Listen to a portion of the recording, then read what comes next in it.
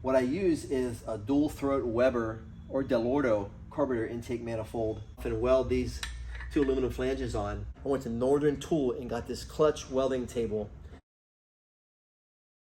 I'm gonna tell you straight up, I don't know how they do it. This thing's only $199. The table comes with a set of 4 legs and 4 adjustable feet so you can level it.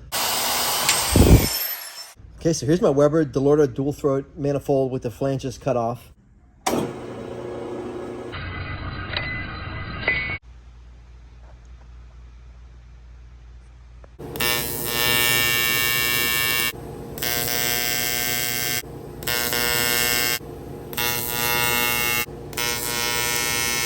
All right, there's the intake manifold all welded up.